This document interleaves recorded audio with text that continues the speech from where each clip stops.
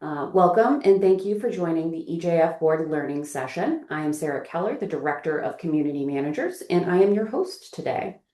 Joining me is Michelle Baldry, VP of Sales at Reserve Advisors, as well as Sarah Steele, our Director of Project Management and Insurance Claims at EJF Real Estate. We'll be exploring reserve studies, why they're important, how they work, and how to prepare for those challenging capital improvement projects that we all love. At the end of the session, we'll have time for a Q&A. This session is being recorded and a link will be provided after the session. Without further ado, I'll hand things over to Michelle. Michelle, take it away. Thank you, Sarah, and welcome everyone. We really appreciate you attending, your service on the board. It's a volunteer position that I realize is often thankless, so I want to make sure I thank you for your time and dedication to our industry. I promise you your community is better for it, especially you taking the time to attend things like this. So thank you so much. Today we're going to focus on really how to help financially build your community up, right? Building that financial foundation. And it really starts with capital planning and reserves. So what is the role of a board? Just as a quick refresher, this is pulled right from CAI's board member toolkit, this definition. And the role of the board is to protect and increase property value. This is accomplished by operating the association, maintaining the common property, and enforcing governing documents. That's a tall order for anyone. Let alone a volunteer board member. So you really need to rely on tools that exist and business partners and all the resources you can to really satisfy your role as a board member. Hey, Michelle. Yeah. I don't believe everybody on this call knows what CAI is. I know we talk about it a lot. So would you mind explaining for our Yeah, of course. today? And I apologize for that. CAI, Community Associations Institute, is really our biggest trade organization for communities. So that's where both managers and business partners that work in our industry go for credentials and continuing education. They have courses geared towards board members or for board members, such as the toolkit that's available. People that prepare reserve studies. The most common designation for us is the Reserve Specialist designation. That's through CAI or Community Associations Institute. You might have seen the CMCA designation for community managers. That's through CAI. So it's really our biggest trade organization where we go to for education. And then they also conduct a variety of lobbying efforts for our organization. So just really working with legislators, both locally, statewide, and then nationwide as well, to make sure that rules and regulations that are created are in the best interest of community associations. I think the biggest thing though is like it sets a standard about like what is the best practice for this. Which is why EJF is big into CAI. We lead learning events with Michelle and other professionals all the time. So I'll turn it back over to you. Thank you. Oh, no, thank you. And so really, as a board member, maintaining that community property is a pretty tall order. And a reserve study is one way to really, really help with that. So we'll go ahead and jump in here. When we say the boards have a fiduciary duty, what does that mean? There's really kind of three main components of it. Duty of loyalty, that one's more ethical, right? A little more straightforward. Act fairly and in good faith, act in the best interest of your community, and avoid conflicts of interest, right? The next two, this duty of care and duty to act, are a little bit tougher without having a real strategic plan or roadmap to follow. So duty of care, need to make informed decisions, act in a prudent and reasonable manner, and have sound business judgment. So of course you're going to lean on your community manager, potentially work with an attorney on some of these things that are more kind of human related, we'll call it. But when it comes to the structure, your building or your community infrastructure, How do you make those sort of decisions when all of a sudden there's a pipe leak? Well, what do we do? Do we repair the leak? Do we replace the piping? What should this plan look like? Without having some sort of real plan, right? To really satisfy duty of care, you need a plan or third party opinion on the best way to maintain your community. And that goes hand in hand with duty to act, right? How can you perform these duties or act within the scope of authority? How do you act? How do you make that decision on which way to go? Do you repair the roof? Do you replace it without working with professionals, your community manager, specialists in the field, and then ultimately having a roadmap to work off of? Yeah, really bringing a professional in and getting their opinion and making your decisions based off of those recommendations is also the best way to cover yourself as a board member. Because you've talked to a special, like this is not what we feel like when we feel like replacing the roof, this is because we have no choice. Like we have to do this. It is the best for our community. Great point, Sarah. Or even maybe the lobby's looking a little tired and you hear residents wanting a lobby renovation, right? Well, that might be great, but how do we know that that should be the priority, right? What if our roof is failing and we didn't realize it, or we need to replace the pipes, or our facade needs a big repointing project? It's really helpful to have that holistic needs of the community. And then, as Sarah mentioned, really work with those specialists for any given project as well. We say this reserve study, what really is the purpose of it? First and foremost, it's a budgeting tool. I like to be very, very clear that this is a roadmap or a guide, not a crystal ball. By any means, your reserve study will not get it exactly right for every project, have the exact timing, the exact cost every single time. That is not the intent of it. I always like to use the analogy that your reserve specialist is kind of like your general practitioner doctor, right? Just like you ideally go to the doctor every year to get a clean bill of health or general checkup on your body, the reserve study is sort of that, where you're having an independent third party opinion. It's not just, hey, I feel great today. My body's probably fine. You are going to a specialist, but they're looking at everything, right? So from your roof to your facade to your plumbing to your lobby renovation to your parking garage. If it's a community, your stormwater pond, your playground, your pool, whatever the component is that you're responsible for, they're looking at all of that. So when you're looking at everything, you're more than likely a jack of all trades expert, not an expert in any of these things, right? We're doing this holistic view. So while it is an educated best guess, it's still an estimate. Just like if your blood pressure's out of whack or the doctor sees something funky going on, they're going to push you to that specialist. You should see a cardiologist or whatever the case may be. The reserve specialist is going to do the same thing. The facade, you're not going to get a full structural inspection of the facade of a building or a complete design parameters for redoing your lobby, right? It's ballparks, it's estimates, educated, but just that. It's also intended to Michelle, help. Yeah, please. no, I just wanted to kind of interject and ask, what tool do you use to determine the timing for the completion of projects? Great question. And that's one of those where the quality of materials or type of materials will determine the estimated life of a component, right? So modified bitumen roof typically lasts 15 to 20 years. So brand new building, and it looks brand new, we're going to give it that typical estimate, right? But as things age, the condition is really what ultimately drives the timing of it. So it's a visual, non-invasive inspection, but that visual condition assessment will determine it because you could have an 18-year roof that's been really well maintained and looks great. We're not going to show replacement at 2 years because it's at the end of its useful life.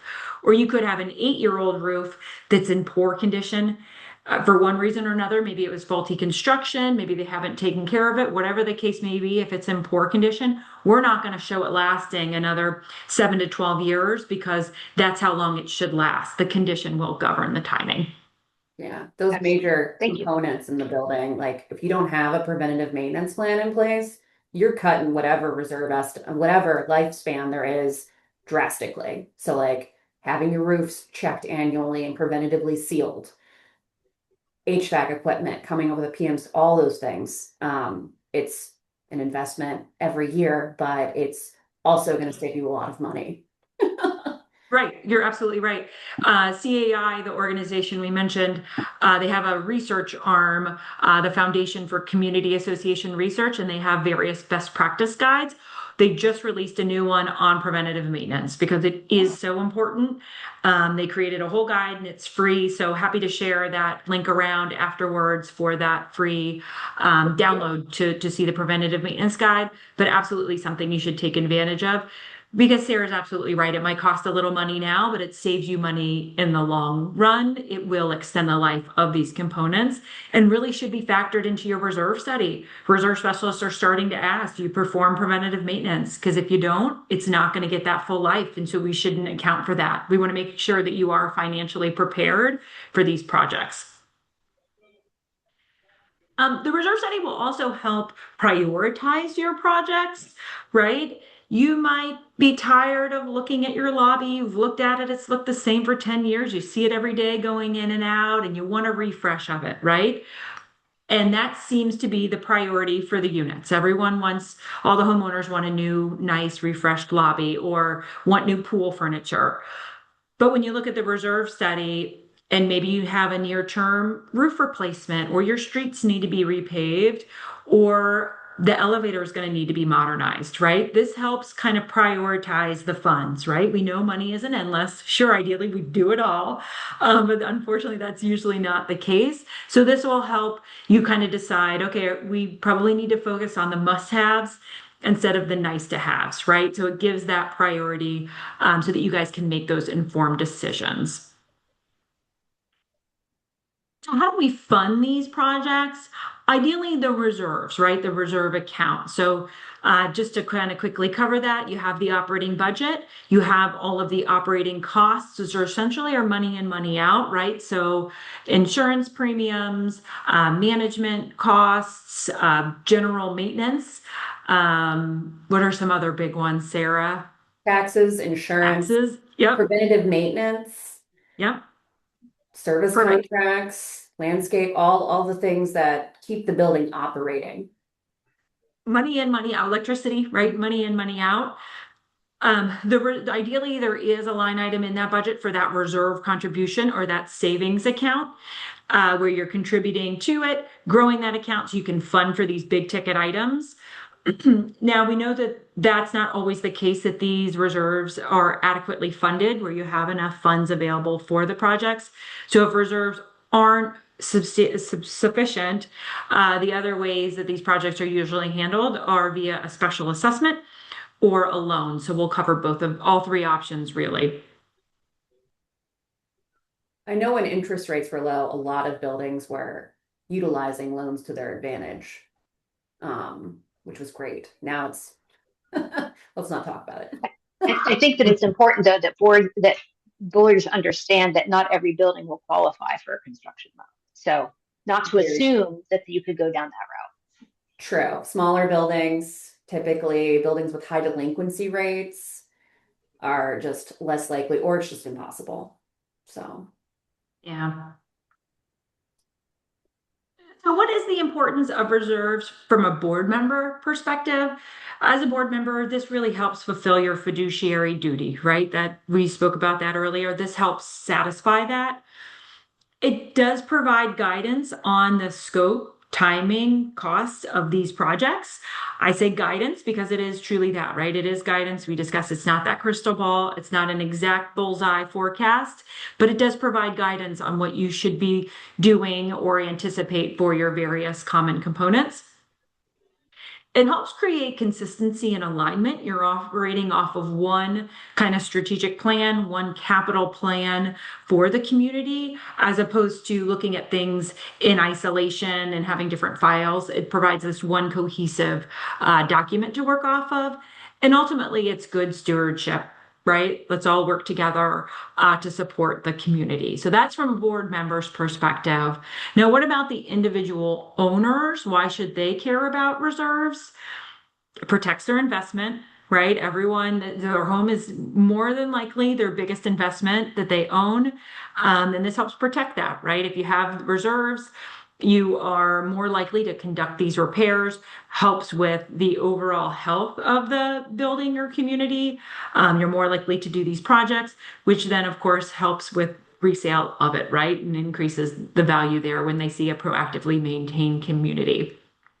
As somebody who deals with new buyers questions and has been Yeah. doing this for a long time now, started in management in 2012, and people rarely asked questions about reserves. Like it was always low condo fees, low assessments, keep it, small. Let's not pay into it. But progressively, what I've seen since when I started is buyers really do care about where the reserve study is, how much you have in reserves, what projects do you have coming up, and they're educated. They know that if you're underfunding or not meeting up with or deferring the maintenance, that's going to end up hurting in the long run, which also just hurts your sale value.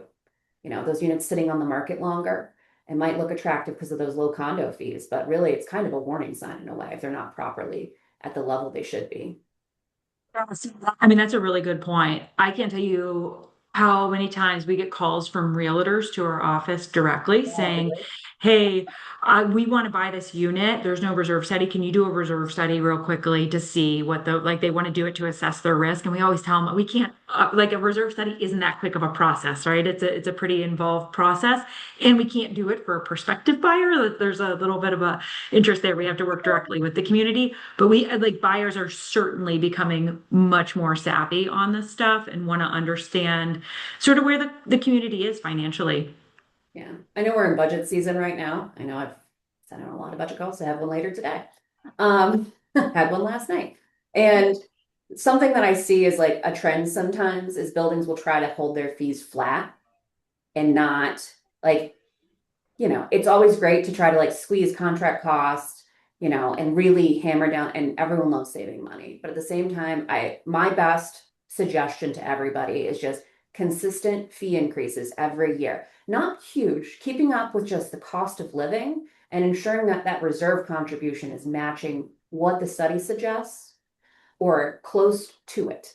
In DC, it's not a requirement to have one. In other states, it is. And there's funding requirements, of course, that come along with that. But when you do huge jumps in your condo fees or assessments, it really it throws everything out of whack, as well as just causing distress between the people that live there. And then your fees, you're playing catch up, and it's going to take you probably a decade or so sometimes, depending on the difference between what the fees were and what they are now. So, In today's marketplace, given material costs and the uncertainty that we have with tariffs and what have you, I think that it would be foolhardy not to consider that the future cost, which I know Michelle will touch upon as far as how to plan for that. But yeah, keeping things flat just isn't realistic. It's not reality, right? I mean, no. in your personal life, you expect to have a raise every year. You know, the cost of groceries go up every year. Your operating costs are going up. Your budget and due should go up to reflect that. Yeah. Just to quickly kind of wrap up this slide so we can keep things moving. This maintains eligibility for mortgage financing. We could do a whole session on that, right? I think just like homeowners are becoming more savvy, so are banks. They're looking at reserves. Fannie Mae, Freddie Mac, they're looking at reserves and structural integrity and reserve studies. Even insurance, a carrier called me. It's been fairly commonplace for brokers to look at reserve study to understand the community. But I was shocked to hear from a carrier directly wanting to understand reserve studies and how they can leverage a reserve study to assess the community. They historically look at the age and, you're a 100-year-old building. They assume you're probably going to need some work done. And I had a really productive conversation with them. If they have a reserve study and you can see it and that they're following it and they're adequately funded, just because they're old doesn't mean that they're likely to have a claim or need to leverage the insurance. So that's all to say, a lot of eyes looking at it. If you are funding reserves, ideally it'll mitigate that special assessment risk that we spoke about, and we'll spend some time funding. Touched on that, it preserves the community appearance. If you have the funds, you're more likely to do the projects, which will help with the overall looks and aesthetics of the community. It also reduces those maintenance costs. If you're not constantly just patching a roof, right, because you don't have the funds to replace it, you're kind of throwing money in the wind. Ideally, you just, when you're starting to have that, you work with a consultant, understand that, yes, we need to replace the roof, and we proactively replace it instead of continuing to throw bad money into just patching this roof. And that works for really any component. You could say the same for pavement. If you're a community, an HOA community with a lot of streets, same thing there. Really any component. And we'll keep this moving. So what is a reserve study? It can be daunting, a big 40, 50, 60 page PDF or hard copy that you receive. It's intended to help. I want to break it down. Really, the two core elements where you're going to want to focus are that expenditure plan, what are the needs of the community, and then the supporting funding plan. So when we say expenditure plan, this is where we're working with the community manager, we're working with the board, finance committee, whoever is going to actively use this reserve study to align what components are the association responsible for maintaining. And then let's kind of carve through what's operating versus what's reserves, right? So step one is to develop that inventory. Of course, every component has to be quantified, right? So what's the square footage of balconies? What's the square yardage of carpet? What's the tonnage of the HVAC system? Every component will have a typical useful life, sort of like we spoke about a few slides ago, based on the materials used. How often should this project need to be completed? And that will vary by location, right? A roof in Ocean City, Maryland is going to be different than downtown DC, which is going to be different than Texas and Denver. They will vary based on climate and kind of just weather exposure. So that will be dialed in based on your community location. And then based on the condition, when do we anticipate that project needs to be done? So snapshot in time, everything is priced in today's dollars, but just like we mentioned earlier, it's important to take into account inflation. So what do we anticipate this project to cost if we need to do it in 7, 8, 30 years from now, right? Again, not a crystal ball. Inflation, if you looked at a study done in 2019, nobody had the sort of inflation that we saw, right? So it is important, while it is a 30-year study, you can't just do this every 30 years. There's a lot of moving pieces here, both things that you can control internally, maybe decisions to change things around or reprioritize, but then those external things that you can't control, like inflation, weather, the impacts of that. So CAI, that organization we keep mentioning, they do have the standards for a reserve study. There are actual reserve study standards, and they recommend now updating reserve studies every 3 years. As Sarah alluded to, there aren't any regulations in DC to require reserve studies. Maryland and Virginia both have requirements to do them every 5. So best practice every 3. Certain states have legislation for every 5, but it is important to kind of keep this current.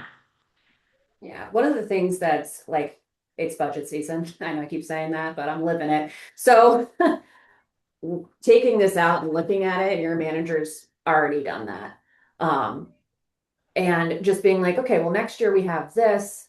Let's talk about it. Let's see what type of reports have I received from whatever preventative care is being done for this. Or maybe it's not. Like I think last year I did a electrical assessment because I have a community that's 60 years old, and people were concerned, and it was up on the reserve study saying we should consider replacing this, and that was I think $300,000 cost. And we were like, okay, well, let's take a look at this. And we had an electrical engineer come out, do an assessment. There was some work that we needed to do. We found out that we had Federal Pacific panels, which I could go on for like 20 minutes about that. They're fire hazards. So if you have one, replace it in your house. But anyways, we determined that we didn't have to do it right then and there. And so we're able to move it on our schedule. We're also able to share that report with any potential buyer or any other third party that's questioning why we made this decision. It could have went the other way where we're like, oh dear, we have to do this right now. Thankfully, they have money in the bank for it. But using this as like, this is what's due, doing the assessment with a third party to determine it. And you don't even have to do an engineer every time. For this, due to the complexity, we did. Even just getting a roofer, if the roof's due, just getting a roofer out to take a look and give your honest and give their opinion about it and see like, okay, well, actually, you guys have a few more years in this. And just having something to like prove that, and justify that decision. Great advice, Sarah. And the only thing I would add to that is it is important to also look post. If there were projects that you've deferred, right? Make sure that those are considered as well, right? We deferred this project, but we really think we should reconsider it now, or we should consider it now and decide if we need to do it. And that electrical one is an great example. So we're able to get by with this now. Also ask of them, okay, what do we need to do long term? When should we anticipate the rest or not, right? Like what else are we going to need to do to this component? For that example that I used, they're on a 3-year cycle with the age of the equipment to like have somebody, and it's not cheap to have an electrician come out and do like a thorough tune-up and invest. It's like $8,000, which is, they're a 64 unit association. They're not huge, but like it's important to them to like make sure that this is being made. Also, it can be a big fire hazard. As well as nobody wants to lose their power. So, yeah.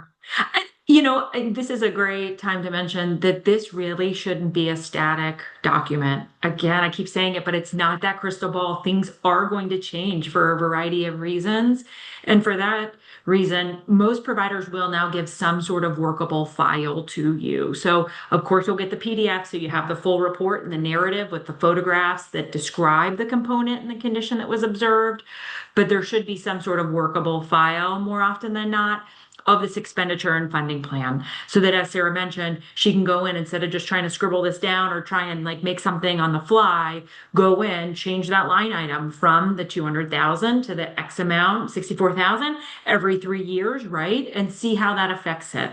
So it should be a living, breathing document, not something that's static and only updated that 3 to 5 years and nothing has gone on in between the two.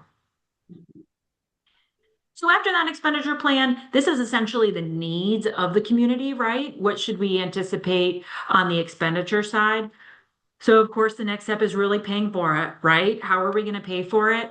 Now we'll often get the question, what percentage of our budget should be reserves? If it was that simple, I wouldn't have a job, right?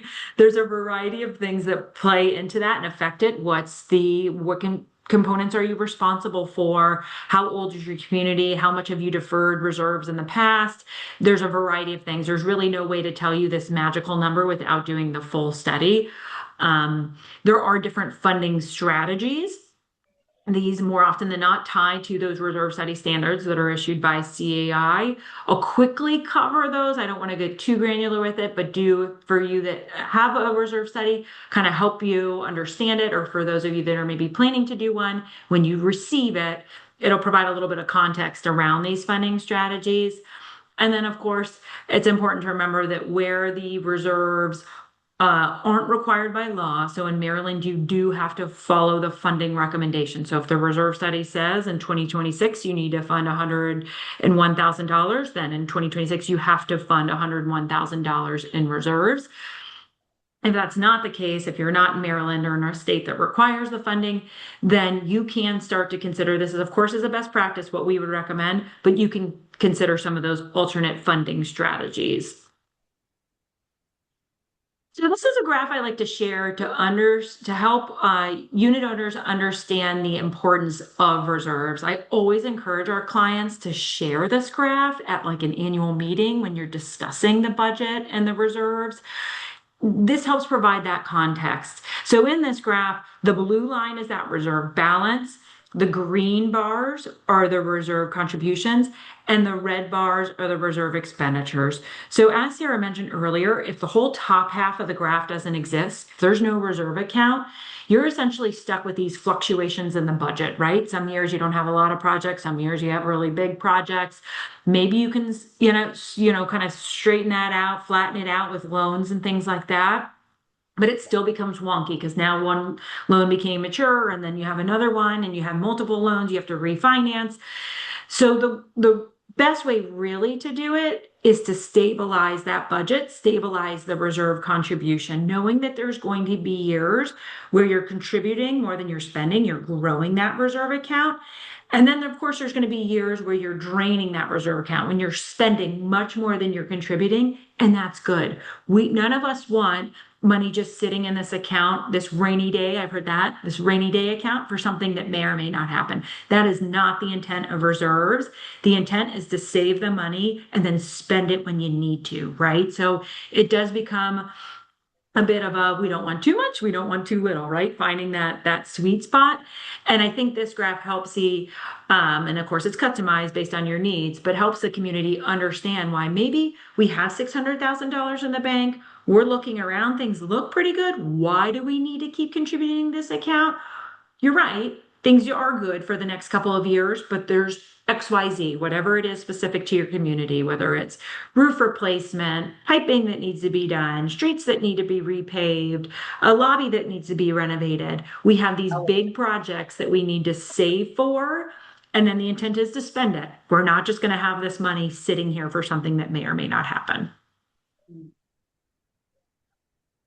So funding strategies, just really quickly, we'll go through these next few slides. The main three funding strategies, the most kind of conservative, I would say, lowest risk tolerance is this fully funding reserves, this orange. And then the reverse, the baseline funding, where you're bringing reserves right down to zero. Of course, that's the highest risk, lowest cost. And then what I kind of call the Goldilocks, this dark blue in the middle, this threshold funding is really that sweet spot. We're saying you don't need to fully fund for every single project. You don't need to have all the money available for all of your projects at any given time, because that's not the nature of communities, right? Everything won't fail at once. So you shouldn't have to have all of this money sitting there at any one given time. But bringing reserves all the way right down to zero is pretty aggressive.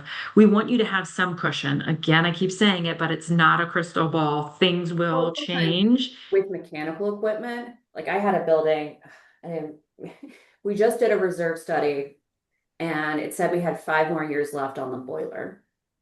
We didn't. It had a major hemorrhage, and we just had to like replace it.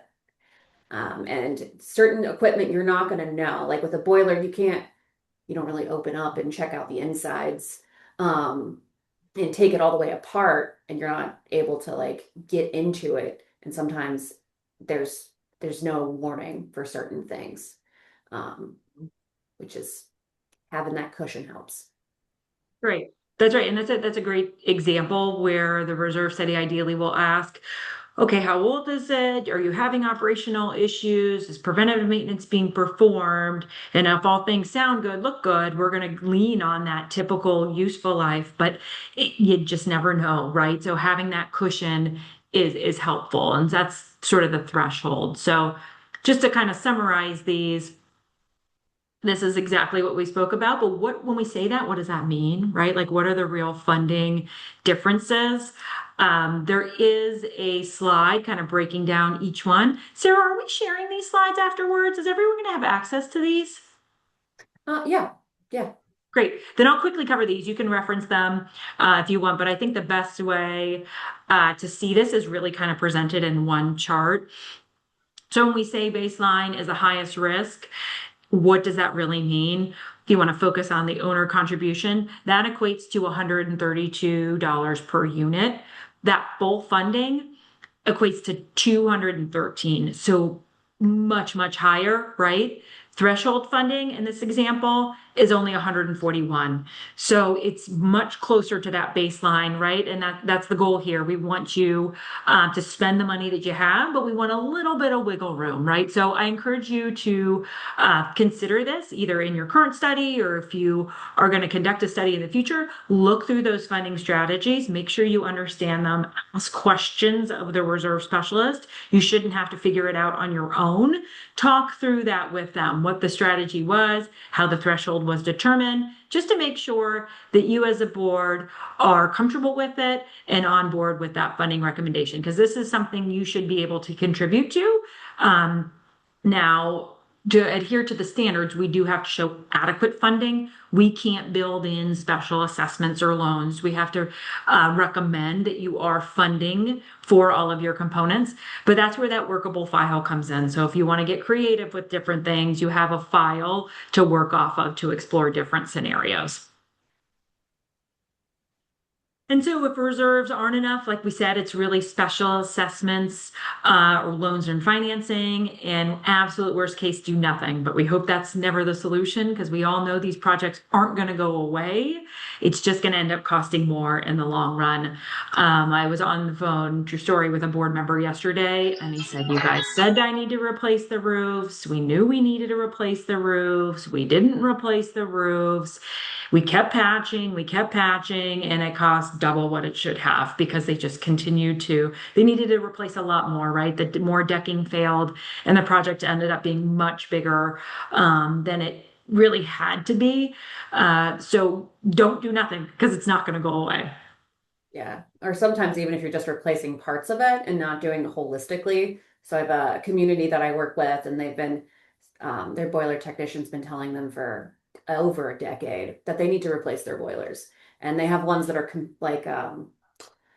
they're different compartments. So you could replace each compartment separately. But when you're doing that, you end up paying 3 times as much for the actual boiler, as well as, I mean, because it's not just the material, it's the labor, it's the disconnecting and draining the building down, and all of that. So it ends up, yeah, same thing with like tuck pointing, sometimes spotting and spotting and spotting, where you're just, and tuck pointing, for those that don't know, is replacing the mortar in between the bricks. And so if you're walking around, especially in DC, and you look at a building and it's like, it looks a little off, right? It's because the mortar color is different, and they've been just patching in different areas, and it ends up looking like just a horrible little outline in different colors. But also you're chasing leaks at that point. At some point, you got to bite the bullet and just do the whole facade, do that whole side of the building. You can break it out. You could do one side this year, one side this year, and whatever makes sense. But halving it, just short-sighted and costly. Yeah, just a quick anecdote. We did a replacement of a cooling tower and condenser pumps on a big building in DC, and in order to kind of cut costs, right, concerns about that, they opted not to replace all of the piping, and ended up, trying to add new materials to old equipment. PVC pipes ended up being the recipe for disaster. So we ultimately ended up having to replace all the piping anyway, but under an emergency situation. So just not to be short-sighted when planning the projects, for sure. Sure. And the reserve specialists will try and help with some of these coordinating projects and plans, but it is so important to work with subject matter experts as you're tackling these things, to have that holistic view and to find the most cost-effective way to do it. Couldn't disagree more, or couldn't agree more. So special assessments, if you don't have the funds available, just things to think through and consider. You're going to have to work really closely with management and probably an attorney, just to make sure you understand kind of legally what you can and can't do based on your governing documents. It is important to consider some of the additional costs associated with that, right? Might be administrative fees, collection fees, dealing with delinquent payments.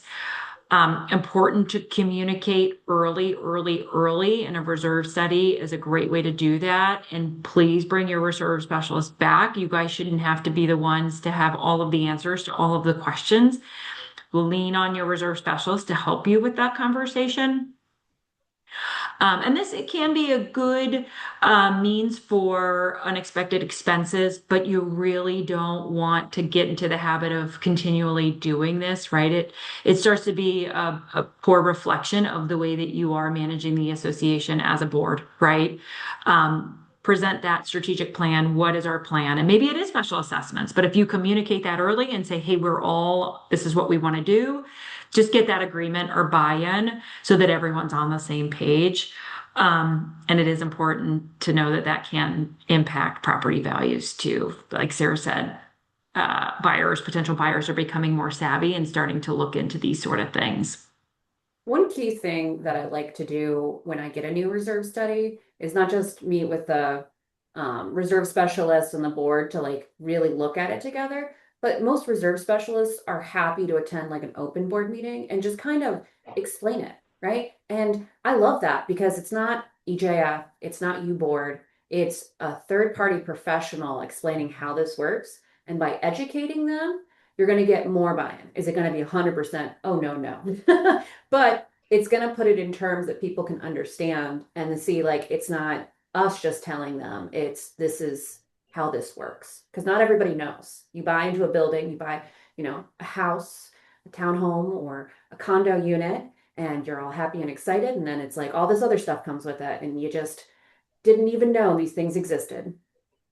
Yep, that's so true. We're more than happy to do that. This is what we do day in and day out, right? Let us speak to it instead of you. We've even prepared custom presentations, quick, right? You tell us you want us to spend 5 minutes, 15 minutes, 30 minutes, you tell us, but really focus on that. This is the whole overall plan. This is why you need to contribute to reserves or why you should and what it means if you don't.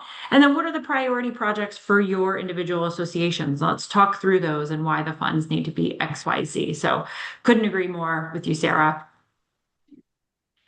And then if not special assessment, if not reserves, loans is another option. Important to remember these typically are tied to the association, not the individual unit owner. So you might have your individual mortgage, but this loan would be kind of on behalf of the association. Things to consider, are you doing a line of credit? What are the loan terms?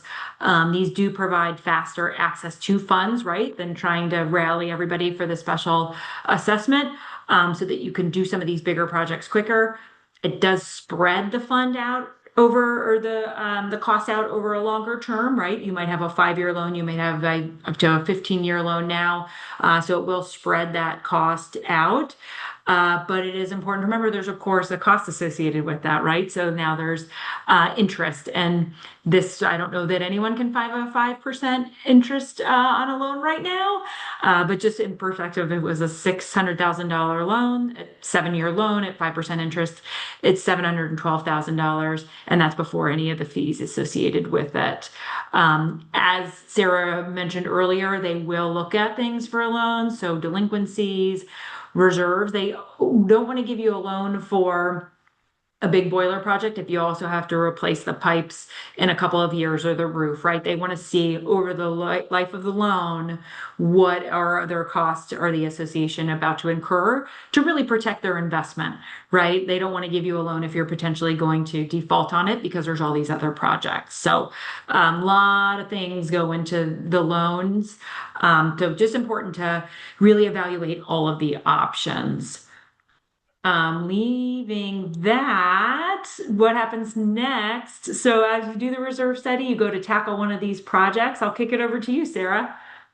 Thank you so much, Michelle. So we've learned a lot of information, a lot of great information here so far, but looking at it from a real world standpoint, right? You take the document and using it as a tool to help do strategic planning for your association from that point forward. And so our team here at EJF can lend assistance to that, especially when you have unforeseen conditions or unforeseen issues come up that will then make you deviate from the plan that had been laid out within the reserve study.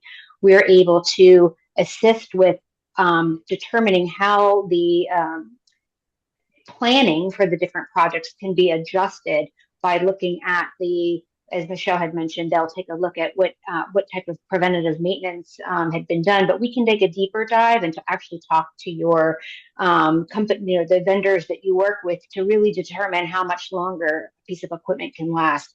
I'm thinking of a particular building where they were fairly diligent in funding their reserves, but they knew that they'd had a big, elevator replacement coming up, but all of a sudden the elevator goes down, and they learned that the company is no longer supporting, what they have as existing. So that, $1 million project got bumped up very quickly, right? So how are we going to rejigger all of the other things that would have happened within those 3 years? How far can we push them? And what's that plan of action look like? We certainly don't, I'm a huge supporter of reserves, because that's where we start to take a look at things when we take on a building.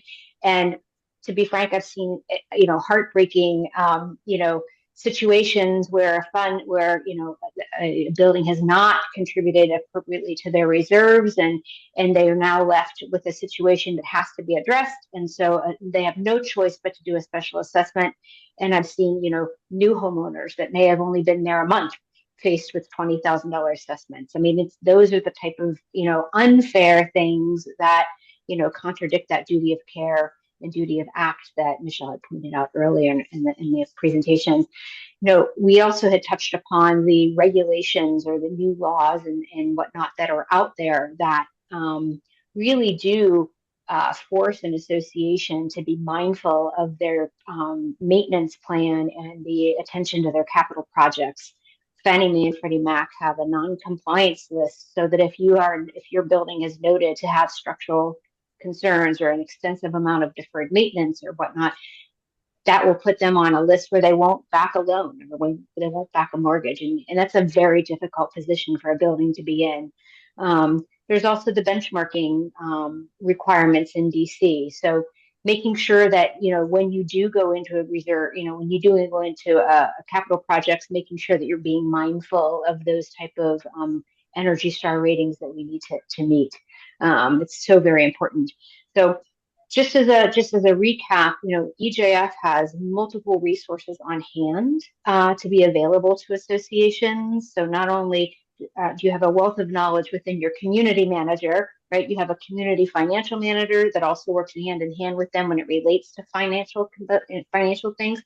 But then our division, which was just came on board with EJF last year, all we do is construction management. So we are there to be that assistance to the board that will help them bridge the gap between, working with the board, working with the professionals, letting them know if an engineer or an architect or whatever needs to be brought on board, and then being the common thread through that, the start of the project all the way through the end, taking the lead on communications and we look forward to helping buildings develop that strategic plan so that they are, it assuages the anxiety of things to come, and we make sure that you are set financially so that you can address them. So I think that we're ready to summarize this shindig and then take some questions and answers, or do some quick Q&A. Yeah, thank you, Sarah. So just in quick summary, important to remember there really isn't a one size fits all. Your community's needs are unique, and it's really important to work with management, your reserve specialist, Sarah's team, to really kind of all collaborate and align on the best path forward. And this kind of goes with the reserve study, is really just that starting point, right? Here's the plan, the community roadmap, the strategic plan. Now we do need to dial it in, but it is important to make sure we are updating it regularly, right? As we mentioned, needs will change. So best practice to update every 3 to 5 years. And I look forward to some questions. What do we have, Sarah? So, is there a rule of thumb about the ratio of the cost of a reserve study to the value of the property? I think they meant reserve fund, not study, which no, I'm not aware of a correlation, not to jump over you, Michelle. You're right. Yeah. And I mean, that's where I kind of joked that like I wouldn't have a job if it was that easy. It really is customized based on the community's needs. So we have to fully understand maintenance responsibilities, age, condition of the components, when they need to be done. So there's no magic um, amount that you can pull from the budget or operating costs or building valuation. Yeah. So what trends have you seen in the wake of Surfside, and particularly as it relates to condominium reserve studies? And for those that don't know, Surfside was a building in Florida that collapsed in the middle of the night, and unfortunately, a lot of people passed away in that incident. Yeah. Um, great question. And I think the biggest change that we've seen is this shift in mindset from a nice to have to the necessity of planning for these projects so you have the funds available. CAI, that organization I mentioned previously, I mentioned their lobbying efforts. They're very pro self-governance and allowing associations to decide how they want to operate. So they were never in support of requiring reserve studies by law. But they saw how Surfside was really handcuffed, where they had deferred funds. It wasn't the current board or current owners necessarily just their fault, right? This was years and years in the making. They needed to do these projects and they couldn't. They didn't have the reserve funds. They couldn't get a loan approved. They didn't have the funds available. So I think there's a overall awareness that reserves are essential and crucial. CAI now supports legislation around it, not just a best practice. And we also went back and revised the reserve study standards. So I was on the national task force that did that. And really, the main things that came from that were preventative maintenance, making sure that that's being taken into account. In light of that, just as a side note, like in our reserve studies, we include now preventative maintenance recommendations. So that's not in the standards. Reserve studies don't have to include that, but it is super, super important. The reserve studies should take into account whether or not you're performing preventative maintenance is really the ask there of reserve specialists. Um, Disclosure of long-lived components. So a reserve study typically covers 30 years. So a brand new building, as an example, wouldn't necessarily start funding for things like the pipes, the riser sections. Those last well beyond the 30 years, 60, 70, 80 plus, depending on the materials that are used. So we wouldn't start having you fund for those, but it is important that we disclose those, right? You need to know that even though you're not funding for it now, this is something that you're going to eventually need to do. So we need to be very clear on disclosing what components are excluded because they are long-lived. There was a third, and now I just lost my thought there. Preventive maintenance is the big one. And oh, adequate funding was a big one too. Full funding was often thrown around quite a bit. And you saw that funding methodologies, that recommendation is very high. We wanted to be very clear that properly funding your reserves is adequate. Essentially, funding reserves to not have a deficit is adequate. That's enough. You don't necessarily need to full fund. That is a funding methodology. So we wanted to make sure to be clear there. That was a great question. This is a good one. As somebody who used to manage a lot of small associations back in the day. Are there strategies you recommend for a small building, 9 units, where 3 units are investor owned? We have found that the investor owners are far less interested in long-term planning, maintenance, improvements, etc. HOA dues, they're having issues increasing them, and they're also a new construction building. So the fees were already artificially low. I mean, that's a lot of things, but I think it boils down to at the end of the day, the board does have a fiduciary responsibility. So those investor owners are most likely not going to be on the board. And you guys got to do what you got to do for your building. So having a reserve study and also pointing to it and just being like, look, this is why this has to be like this. You guys want carpet cleaning? Well, we're going to have to pay for carpet cleaning. This is how much it costs. And this is what it takes to operate this type of building. I don't have any special magic to get somebody more involved, especially when they see it as an investor. Although I have known a fair amount of investor owners that are very passionate and actually do participate Some governance documents allow board members to be investor owners and hold a position, which it's always good to have that sort of perspective. But I think when anybody buys a property, you should be in it for the long term. It's an investment, and if you're not taking care of it, you're not going to get your return. Totally agree. Yeah, I mean, when you do the reserve study, if it's in DC, you don't have to follow the funding recommendations. So you can always explain it to the investor units. Hey, we want to do this to understand our needs, and then we can decide as a group how we want to fund it, right? So maybe you decide not to fund reserves, or it's a happy medium, it's somewhere in between.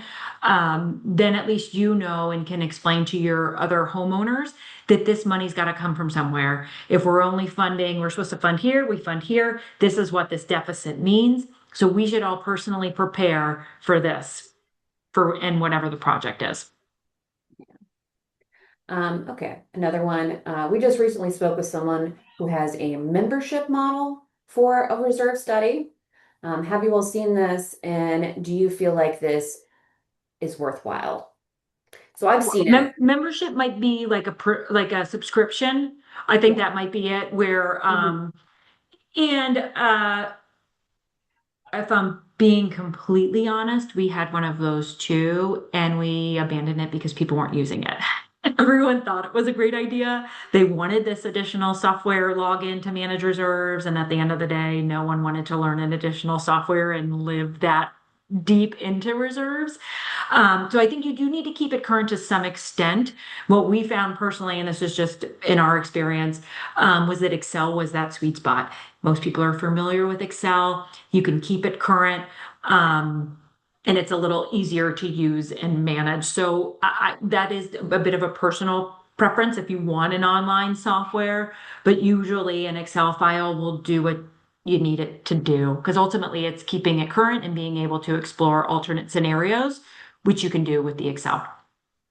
Yeah. So related to the membership option, though, I have seen recently the membership option included an annual visit by the reserve specialist, which I do think is worthwhile, right? Because instead of having somebody come on site every 3 to 5 years, you're having somebody take a look every year so that you can catch something early if something's gone awry. Then yeah, that's a completely different model than what I was thinking of. Any reserve specialist will absolutely come more frequently if you want to. So I would talk about those options for updating your reserve study as well. So this is a good question. What is the average cost of a reserve study? And also that a question that I asked first, is there any correlation between the value of the building and how much the study will cost? Yeah, great question. And there is not a correlation. And the reason being, almost all reserve study providers base the cost of the reserve study on how much time it'll take us to prepare the reserve study. If it's a very high-end building with really nice finishes, really high property value, or an older building, lower property value, it's going to take us this in identical kind of format and layout and maintenance responsibilities. It's going to take us the same amount of time to measure and evaluate those components. So we do not correlate it to the property value. It is really more time-based, how much time we estimate it to take to do the reserve study. So an average cost of a reserve study, I would say probably for a full reserve study from scratch, blank sheet of paper, call it $4,000 to $5,000. Smaller buildings. So if you're kind of a row house conversion in DC, it might be more like $3,000. It will vary, but I would say it's certainly in the low thousands to mid thousands for bigger property, not hundreds. You'll never find a reserve study that's just a couple $100s, and it very, very rarely will be above $10,000. Now you can update a study when you were talking about updating every 3 to 5 years. That cost is usually more like, call it 75% the cost of a full study.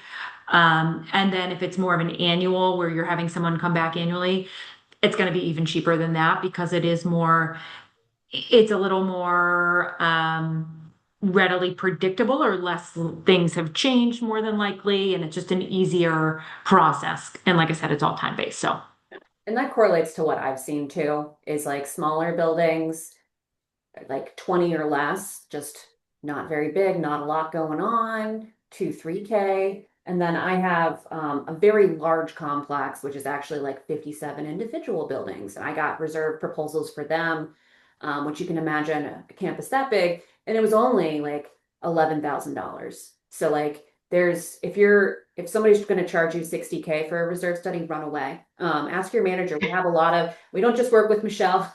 I do love reserve advisors, but we do have other, and we do competitively bid these things. So, and it is worth it. Don't just settle on, you know, just one proposal, or the cheapest option. Honestly, like actually, look at them because they do provide different things. Like I know one of the things about reserve advisors is there's not really a set limit on additional support that happens, whereas some have like you only get one meeting. That's it. You want more meetings, it's more money.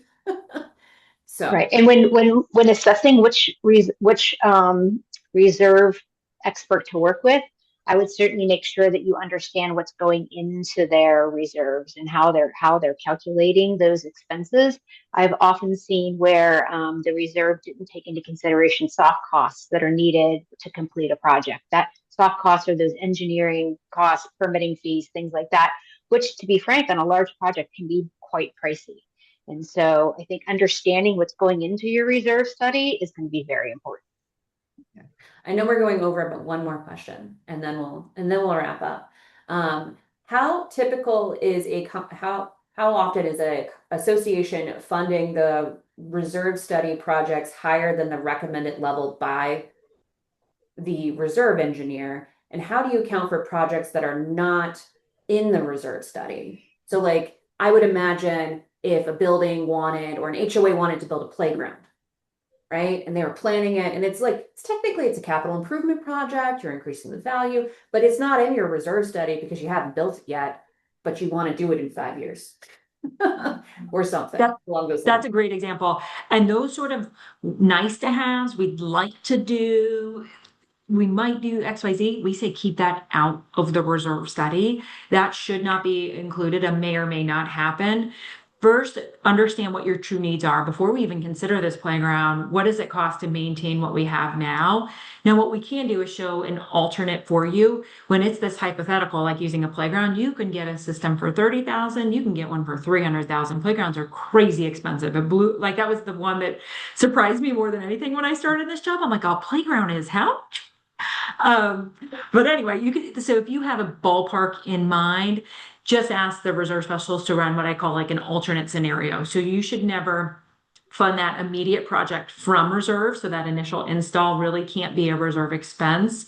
It needs to come from like a capital improvement account or a special assessment, but we can show that subsequent. So it's not just hey, this is going to cost $300,000, but what is this going to cost beyond this, right? How is this going to impact our operational budget, our reserve budget? What does that look like? What are the long-term needs of this playground?